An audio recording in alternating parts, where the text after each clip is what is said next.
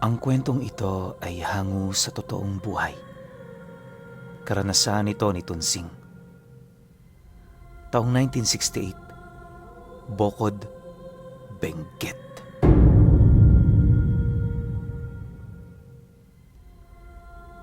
Nagmula sa isang pamilya ng mga manggagamot, itong si Tunsing. Bilang nag-iisang anak sa kanilang pamilya, nakatalaga na sa kanya ang pagiging tagapaghalili sa karunungan ng kanyang ama. Dahil sa ekspektasyon ng mga ito, kaya na may bata pa lamang siya, nakaukit na sa kanyang mga palad ang kanyang magiging tadhana. Hindi naman yun problema para kay Tunsing, lalo pat hangad din naman niyang manahin ang karunungan ng tatay niya. Maaaring ang nag-udyok sa kanyang sumunod sa yapak nito ay ang mismong dugo nitong namumutawi sa kanyang katawan.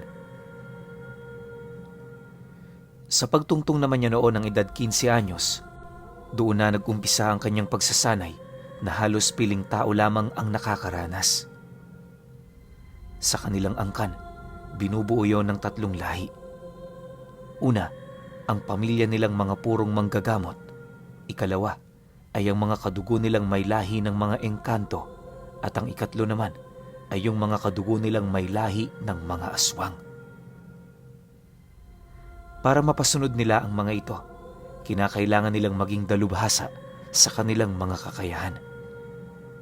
Wala naman silang alitan sa bawat isa pero ayon sa mga ninuno nila, ang pamilya ng mga manggagamot ang dapat na mamuno sa kanilang lahi. Dahil sa ganoong kasunduan, obligado ang pamilya nila Tunsing na ipagpatuloy ang ganoong paniniwala. Sa lugar ng Bokod, iisang bundok lamang ang kanilang pinamamahayan. Sa tuktok nito, naninirahan ang kalahi nilang may dugo ng mga engkanto, gawa ng yun lamang ang may kakayahan na manirahan doon. Sa tulong kasi ng kanilang abilidad, makakaya nilang itago sa mundo ng mga tao ang kanilang tirahan. Kumbaga, gumawa lang sila doon ng lagusan para daanan. Sa paanan naman ito, naninirahan ang pamilya ni Tunsing at sa likurang bahagi naman ng bundok, naroon ang kadugo nilang may lahi ng mga aswang na pinamumunuan ng kapatid ng tatay niya na kilala nila sa tawag na Tandang Ibanwa. Sabi-sabi ng mga nakatatanda noon sa kanila, matagal na panahon ang nabubuhay itong si Tandang Ibanwa. Sa katunayan, sa sobrang tanda nito, wala nang nakakaalam sa totoo nitong edad. Dagdag pa ng iilan, malupit din ang nilalang na yon sa mga taong nakagawa sa kanila ng kasalanan. Gayunpaman, hindi naman doon nababahala ang pamilya nila Tunsing, lalo pat nangako si Tandang Ibanwa na habang buhay nitong rerespetuhin ang pasya ng mga ninuno nila. Hindi man sa pagmamayabang pero tumutulong ang mga kadugo nito sa lahat ng sigalot na kinakaharap nila Tunsing. Sila ang nagsisilbing anino ng kanilang angkan na siya namang nakatalagang gumawa ng mga masasamang gawain para lamang hindi mabahiran ng masamang dugo ang mga kapatid nilang nagtataglay ng kakayahan ng mga albularyo. Ang mga kalahi naman nilang may dugo ng mga engkanto, kalimitang nauutusan ng kanilang pamilya para gumawa ng lagusan o hindi naman kaya'y maglakbay sa mga karatig lugar. Dahil sa kakayahan ng pamilya nila, kilala na rin sila ng mga iilang albularyo na naninirahan sa mga karatig baryo. Sa katunayan, tuwing may mga kinakaharap na pagsubok ang mga ito, direkta yung tumutungo sa pamilya nila Tunsing para humingi ng tulong. Hindi naman nila yung tinatanggihan, lalo pat ang turing na rin nila sa mga ito, mga kapatid sa paniniwala. Basta ba'y hindi nito kokontrahin ang kanilang pamilya sa kabilang bundok, wala yung problema. Itong mga panahong ito, nasa edad 21 anyos na itong si Tunsing. Halos maglilimang taon na rin siya noong nagsasanay, kaya na may hindi niya maipagkakaila ang dami ng mga natutunan niya. Masasabi man nating mangmang si Tunsing, pagdating sa edukasyon pero di hamak na dalubhasa naman siya sa karamihan pagdating sa mga lihim na karunungan. Naniniwala rin siya, wala nang ibang dahilan ng buhay kung hindi ang maging mandirigma ng Panginoon. Sa pagsapit ng unang buwan ng taon, naging maayos naman ang lahat-lahat. Walang nangyayaring sigalot noon sa kanilang pamilya, kaya na may ramdam na ramdam niya ang pagkakaisa nila. Paminsan-minsan, bumibisita rin sa kanilang lugar si Tandang Ibanwa para turuan siya ng mga pamamaraan nito. Naniniwala kasi ang lolo niyang yon na maliban sa lihim na karunungan ng kanan, kinakailangan niya ring matutunan kung papaano gumamit ng karunungan sa kaliwa para makatulong sa mga taong nangangailangan nito. Dahil sa gano'n nilang paniniwala, kung kaya't hindi maipagkakaila ni Tonsing na marunong na rin siyang gumamit ng kulam at barang kung yon ay lubos na kinakailangan. Habang nasa ilalim siya noon ng pagsasanay, nagdesisyon ng kabuuan ng kanilang pamilya na ituro sa kanya ang lahat ng mga abilidad nito. Sa panig ng mga kadugo nilang engkanto, tinuruan siya nitong gumawa ng lagusan, gayon ding pumasok sa mga dimensyon na halos buong buhay niya, hindi niya lubusang akalain na yon ay umiiral. Dahil sa tulong ng mga ito, hindi maipagkakaila ni Tonsing na sa edad niyang 21, dalubhasa na siya sa iba't ibang larangan ng mga lihim na karunungan. Akala niya nag-aaral lamang siya para magsaliksik, pero hindi niya sukat akalain na magagamit niya pala ito sa pakikipagkumbate. 2 buwan pa noon ang lumipas, nagimbalang kanilang pamilya sa isang ulat na nanggaling sa mga albularyong naninirahan sa karatig baryo. Ayon sa ulat, ang anak ni Tandang Ibanwa kasalukuyang nadakip ng mga manggagamot na namamahala sa lugar na yon. Dahil sa pangyayari, nagpasya naman silang tumungo roon para makipag-areglo. Subalit, sa 2 araw na pagbisita roon ng kanyang ama, hindi pumayag sa nais nilang mangyari ang mga albularyo. Nang marinig naman yon ang kanilang mga kadugo, agad naman yung napatawag ng isang pagpupulong. Yun na lamang noon ang naisip nilang plano nang sa gayoy malaman din nila ang iniisip ng bawat isa sa kanila. Sa pagsapit ng gabi ng Biyernes, naganap ang pagpupulong sa mismong tahanan nila Tonsing. Kabilang sa mga dumalo ay ang pamilya ni Tandang Ibanwa, ang pamilya ni Tandang Corazon na naninirahan sa tuktok ng bundok, at sila. Habang nag-uusap sila sa kanilang problema, inilahad naman ng mga kapatid ng ama niya ang sama ng loob nito sa mga albularyo. Ayon kay Tandang Ibanwa na wala silang karapatang hulihin ang anak niya, lalo pat wala naman yung ginagawang masama. Sa katunayan, inutusan niya lamang yung magmanman ng mga manlalakong pasimpleng pumapasok sa baryong yon. Dagdag pa nito na, kaya nila yun ginagawa ay dahil sa meron silang narinig na bali-balita na nagdadala ang mga ito ng mga taong takas bilanggo. Para sa kanila, isa yung pagkakataon para makakuha ng libreng pagkain nang hindi nakapagdudulot ng sama ng loob sa mga ordinaryong taong naninirahan sa lugar. Dagdag pa nito na, kung patuloy na magmamatigas ang mga albularyo, mapipilitan silang paslangin ito. Nang marinig naman yon ang ama ni Tonsing, agad naman yung napatayo habang nagwiwika roon ng, "Huwag tayong magpadalos-dalos. Hayaan nyo, kakausapin ko sila ulit bukas. Isasama ko na itong anak ko. Malay ninyo, makinig sila sa sasabihin namin. Alam nyo naman, hanga sila rito kay Tonsing. Pakiusap, kapatid na Ibanwa. Bigyan nyo pa kami ng panahon. Walang mangyayari sa anak mo. Pangako ko yan sa'yo." Nang marinig naman yon ang kanilang mga kadugo, napabuntong hininga lang naman ito habang sumasang-ayon. Dahil na rin sa kabutihang loob ng kanyang ama, wala na rin yung nagawa, kundi bigyan pa sila ng pagkakataon. Ngunit, bago magwakas ang kanilang pagpupulong, Mariin namang inilahad ni Tandang Ibanwa na sa oras na mayroong mangyaring masama sa anak niya, hindi niya mapapatawad ang mga albularyong yon. Tiwala ako sa iyo, Honasio. Pero ito ang tatandaan mo. Sa oras na mayroong mangyaring masama sa anak ko, sinisiguro ko sa iyo na kahit ikaw, hindi mo mapipigilan ang gagawin ko. Alam mo naman siguro na siyang magiging tagapaghalili ng pwesto ko. Wika ni Tandang Ibanwa sa kanyang ama. Matapos naman itong makapagwika, agad naman yung tumayo habang dahan-dahang naglalakad papalabas ng bahay nila.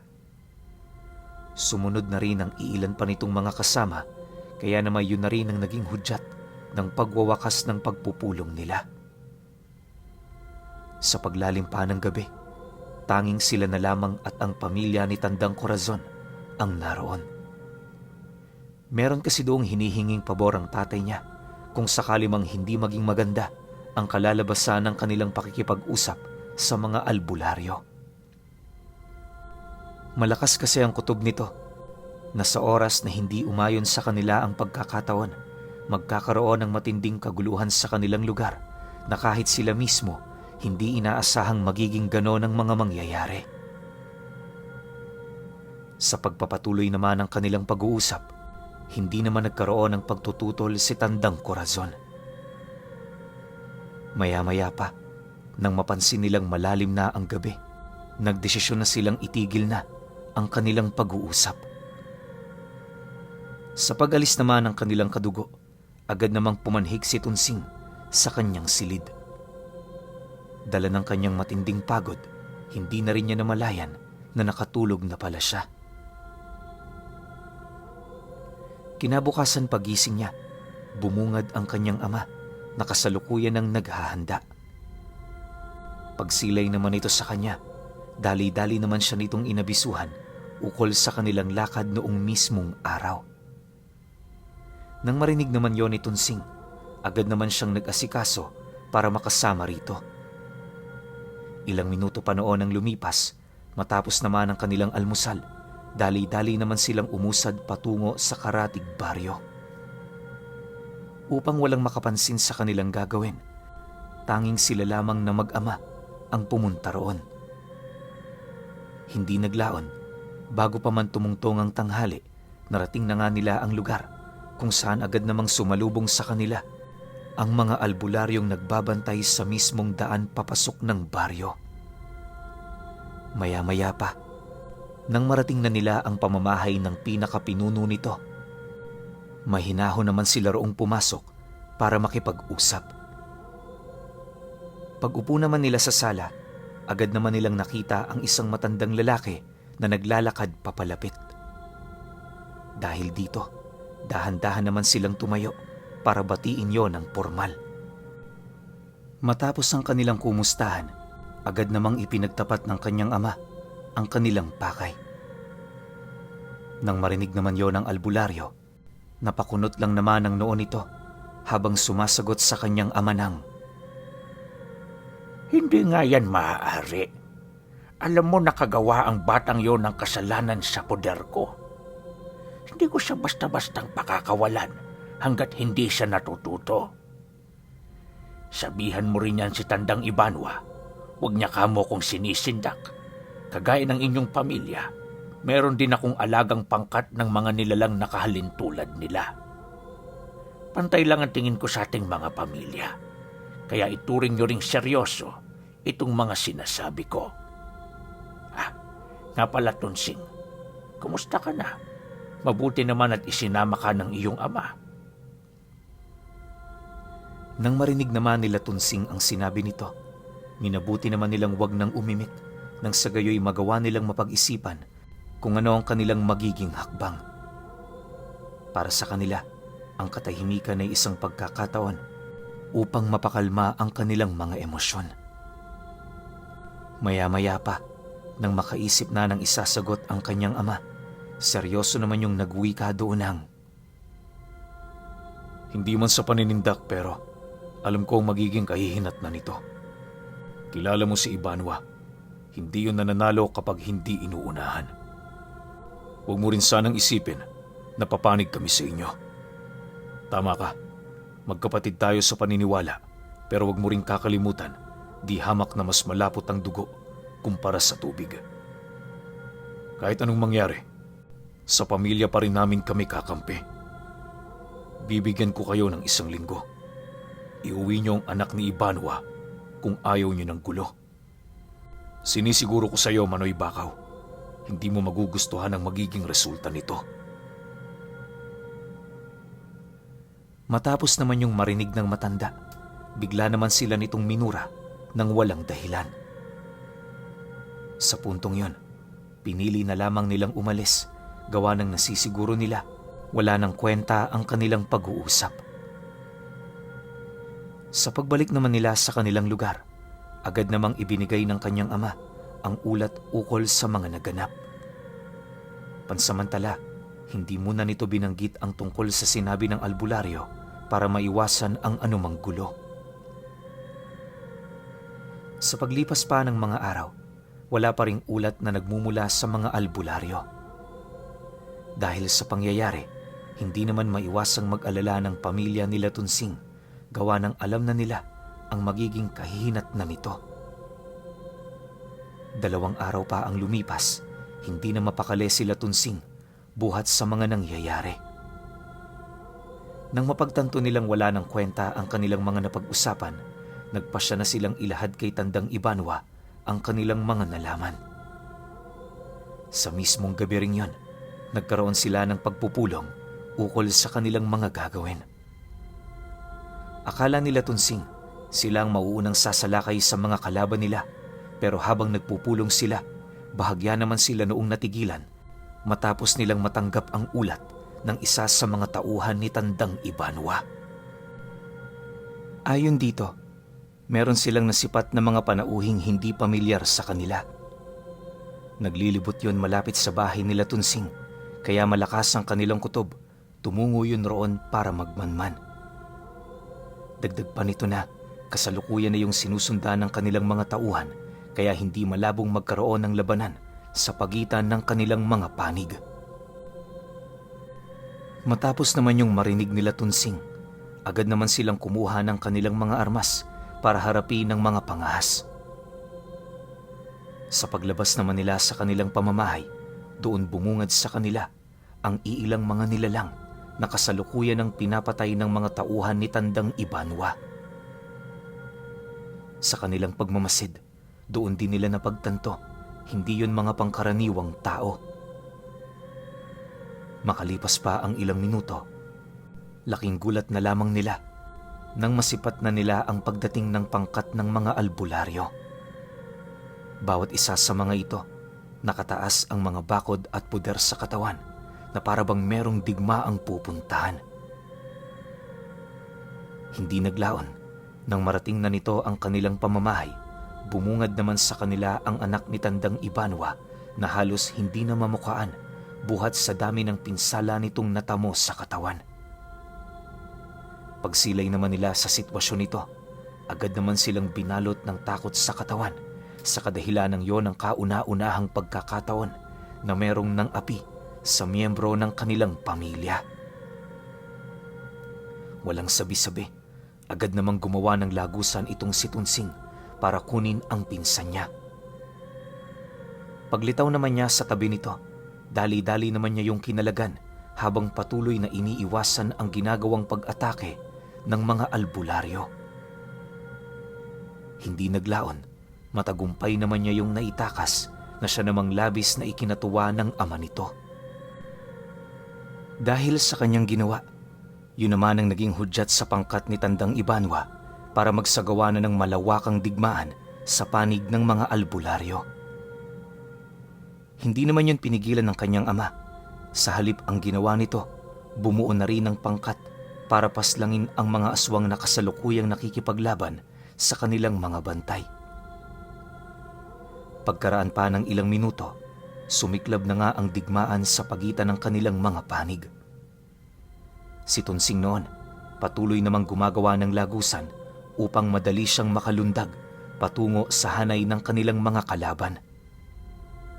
Gamit ang kanyang punyal, Mabilis siyang lumitaw sa hanay ng mga aswang at kasabay nito ang walang habas niya roong pag-unday ng saksak. Kahit galit na siya noon sa mga albularyo, pinili niya pa rin huwag makipaglaban dito, gawa ng kahit papaano, itinuturing pa rin niya yung mga kapatid sa paniniwala. Sa pagpapatuloy ng ganoong pangyayari, doon nila natuklasan ang mga masasamang gawain ng mga albularyo. Kaya pala gano'n na lamang ang galit nito sa anak ni Tandang Ibanwa dahil kahit anong gawin nila, wala silang kakayahan na yon ay alipinin. Bagaman hindi pa sigurado ang ama noon ni Tunsing, malakas ang kutob nito na umaalipin ng mga nilalang na nasa panig ng kaliwa ang mga albularyong yon. Matapos naman nila yung matuklasan, hindi naman nila ito tinantanan hanggat hindi nila yon nalilipol. Gaano man karami ang kanilang mga kalaban, madali nila yung nababawasan dahil sa kanilang mga abilidad. Akala nila Tunsing, hindi na gaanong mahihirapan ang kanilang pamilya, pero ilang araw pa noon ang dumaan, unti-unti naman nilang napapansin ang pagkakaroon ng hindi kapani-paniwalang lakas ang iilang mga albularyong malapit sa pinakapinuno ng mga ito. Hindi mawari noon ni Tunsing pero pakiramdam niya, nagtatangan din ng bertud ng mga aswang ang mga nilalang na yon. Ang hindi niya lang maunawaan, bakit nakakagamit pa yon ng kakayahan ng kanan gayong nalaso na ang paniniwala ng mga ito. Dahil sa kanyang mga nakita, nagpasya na siyang tumulong sa pamilya ni Tandang Ibanwa na kasalukuyang humaharap sa mga ito. Hindi na kasi matim noon ni Tunsing na panoorin na lamang ang kanilang mga kadugo habang namamatay buhat sa malalakas nilang mga katunggali. Walang sabi-sabi, taimtim naman siyang gumawa ng lagusan sa kanyang harapan at kasabay nito ang mabilisan niyang paglitaw sa likuran ng isang albularyo. Nang mapansin naman ito ang kanyang presensya, agad naman siya nitong sinunggaban, subalit dahil sa bisa ng mutya ng suso, dumulas lang ang paghawak nito sa kanyang katawan. Pagsilay naman ni Tunsing sa pagkawala ng balanse nito, hindi na siya nag-alangan pa na undayan yon ng saksak.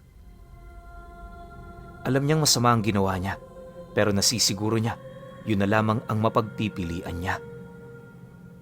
Pagbao naman ang kanyang punyal sa likod nito, ilang ulit niya pa yung inundayan ng saksak sa dibdib hanggang sa tuluyan na yung mawala ng buhay. Dahil sa kanyang ginawa, lahat ng mga kamag-anak nila halos hindi makapaniwala. Ultimo si Tandang Ibanwa noon, gulat na gulat, buhat sa kanyang mga nakita. Pagsilay naman sa kanya ng pinuno ng mga albularyo, sumigaw naman yon ng napakalakas na siyang naging sanhi upang mabaling ang atensyon ng mga alipin nitong aswang sa kanya. Sa isang iglap, bigla naman siya nitong pinagtulungan. Kaya wala na ring nagawa ang tatay niya, kundi siya ay tulungan. Nang masipat naman yon ng mga kapatid ng kanyang ama, mabilis naman yung lumapit sa kanila para tumulong. Dahil sa depensang ibinigay nito, naging madali na lamang para sa kanila ang tumakas. Makalipas pa ang ilang minuto, nang makalayo na sila ng bahagya, mariin namang nag-isip ng paraan si Tunsing para patayin ang pinuno ng mga albularyo. Naniniwala siya na ang tanging makakapatay lamang rito ay ang kakayahan nilang mag-ama. Maya-maya pa, nang makaisip na sila ng kanilang plano, agad naman nila yung isinakatuparan. Paglikha ni Tunsing ng lagusan, dali-dali naman doong pumasok ang kanyang ama at kasabay nito ang pilit nitong pagkuha ng atensyon sa kanilang kalaban. Habang nagbubuno naman ang dalawa, pilit naman siyang humanap ng pagkakataon para umatake. Sa loob ng kalahating oras, walang ibang ginawa si Tunsing kundi ang magmasid. Sa pagdating ng puntong nasipat na niya ang pagbaba ng depensa ng kalaban ng kanyang ama, dali-dali naman siyang gumawa ng lagusan at kasabay nito ang buong puwersa niyang pagtarak ng kanyang punyal sa mismong bungo nito. Sa sobrang lakas ng pagkakaunday ng saksak noon ni Tunsing, parang tumagos sa mantikilya ang talim ng punyal niya. Matapos naman niya yung gawin, nakalaban pa ng halos ilang minuto ang albularyong yon bago yung tuluyang nanghina at hindi naglaon na wala na rin ng buhay. Sa pagkamatay nito, nagdulot naman yon ng kalituhan sa mga aswang na kasalukuyang nakikipaglaban. Bagaman hindi sila sigurado, malakas ang kutob nila na maaaring tinanggalan yon ng wisyo ng punong albularyo. Sa pagkamatay nito, naibalik ang wisyo ng mga nilalang na yon sa kanilang mga orihinal na katawan. Dahil sa naniniwala noon sila Tunsing na biktima lamang ang mga nilalang na yon, minabuti nilang hayaan na lamang ang mga ito na makalayo. Maya-maya pa, muling bumalik naman ang katahimikan sa lugar nila kung saan doon nila nasilayan ang dahan-dahang pag-atras ng mga albularyong sugatan. Bago naman ito tuluyang makalisan sa kanilang lugar, mariing inilahad doon ng kanyang ama na wag silang babalik pa kung ayaw nilang tuluyan ng bawian ng buhay.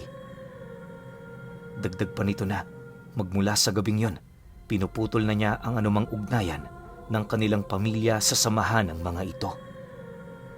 Inilahad din ng kanyang ama na dahil sa pagkasira ng kanilang samahan, ituturing na nilang kalaban ang bawat isa. Matapos naman yung marinig ng mga albularyo, mabilis naman itong nilisan ang kanilang pamamahay. Sa paglipas ng mga araw, labis-labis naman ang kanilang pasasalamat gawa ng wala namang nangyaring masama sa anak ni Tandang Ibanwa. Marami man ang nag-alay ng buhay sa digmaang yon, pero natuwa naman sila dahil hindi nasayang ang sakripisyo ng kanilang mga kadugo.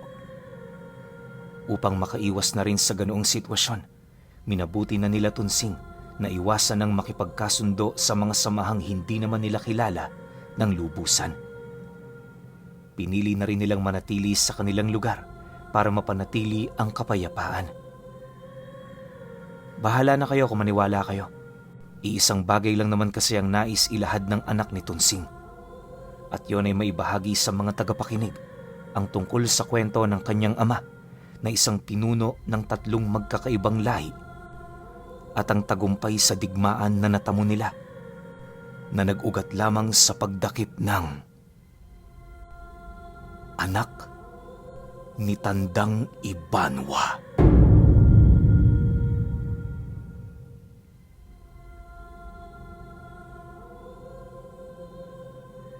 Okay, opinyon ko sa kwento. Parang meron tong kaparehas na kwento, no? Ang pinagkaiba lang dito kay Tunsing, siya yung mismong malakas.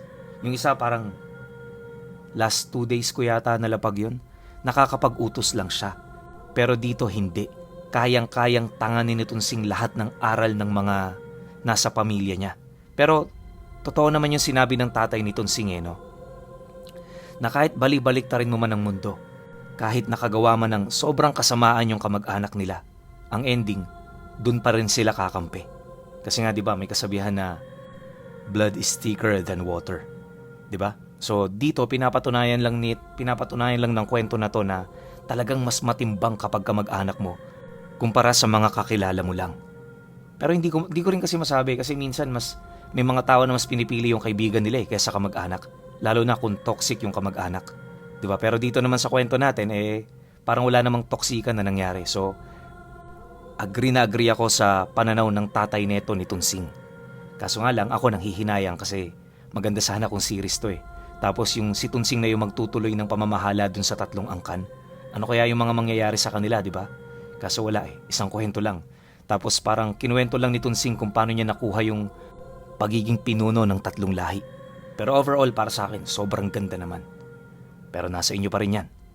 Kaya kung may opinion kayo sa kwentong ito, comment nyo lang sa baba. Yun lang. Hanggang sa susunod na kwento. Salamat.